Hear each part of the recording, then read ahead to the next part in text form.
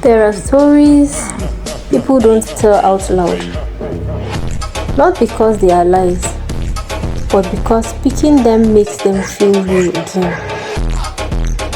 Tonight, I'm telling you one of those stories. This is the story of Efe, and in her village, no one agrees on what really happened. Efe was the kind of girl people trusted without questioning.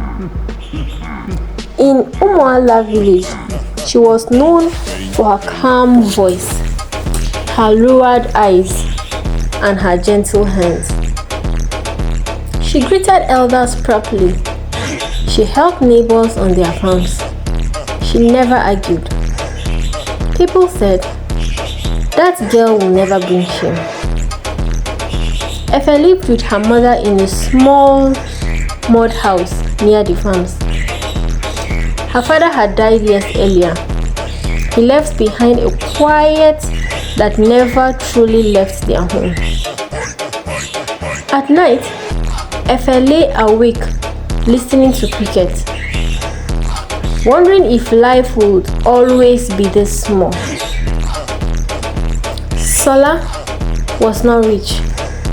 He was not powerful, but he was hers. Before he left for the city, he stood under the mango tree and promised to return. He told Efe to wait for him.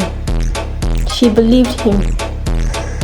For a while, letters came, then silence.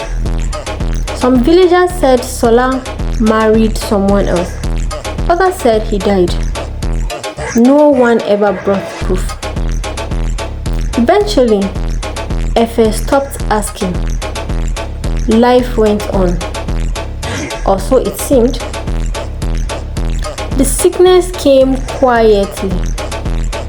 Food smells made Efe nauseous. Her body felt heavy. She slept more than usual. One evening, while bathing behind the house, she noticed it. Her stomach was swelling. She pressed her hands against it. It didn't go flat. Fear settled in her chest. When her mother asked the question, Efe could not answer. Are you pregnant? Efe cried. She swore. She begged. She said she had never been with any man. By morning, the village already knew. Whispers followed her everywhere.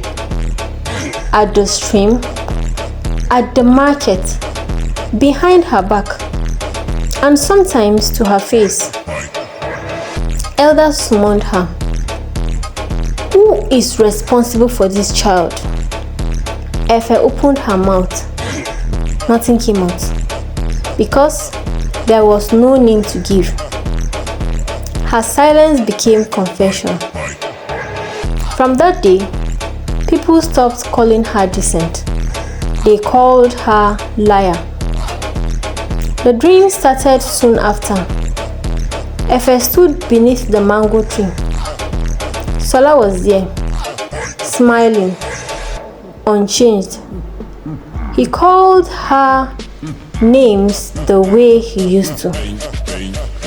She ran towards him until she noticed his feet.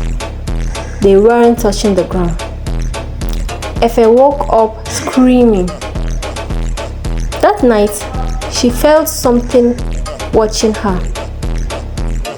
Strange things began to happen. Footprints appeared behind her house. Bare footprints, leading nowhere. At night, she heard whispers close to her ear. You waited, the voice said. She told no one. Her stomach kept growing. When labor pains started too early, her mother rushed her to the village midwife. The woman examined Efe, then froze. This pregnancy is wrong, she whispered.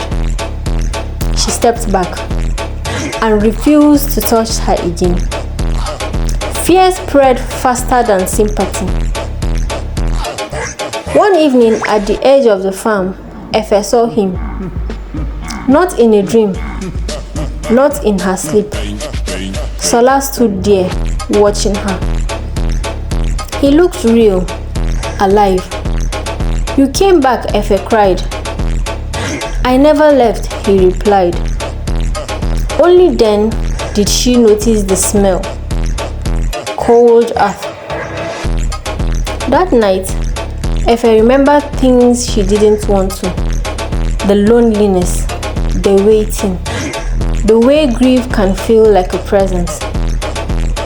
Had she imagined him so deeply that her body believed?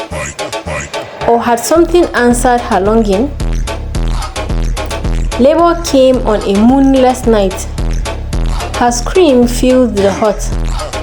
Villagers swear they heard another voice, a man's voice, telling her to push. No one entered, no one helped. By morning it was over.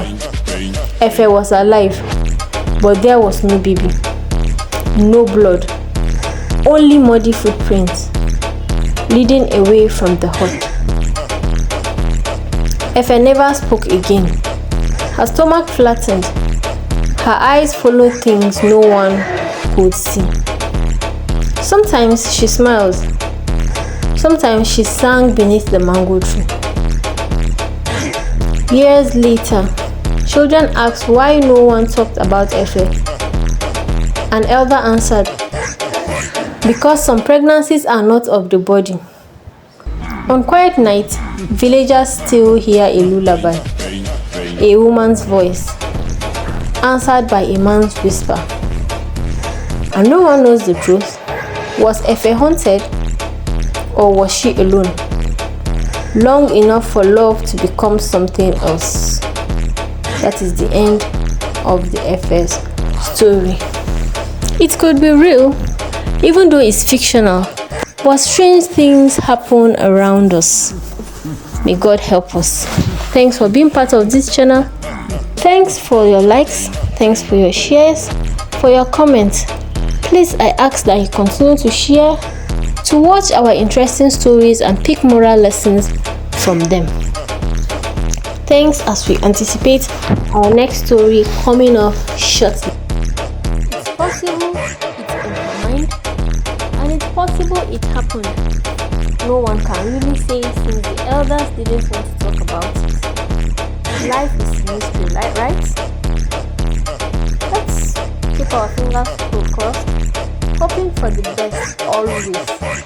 And God and the universe will bring the best our way. Thank you once more.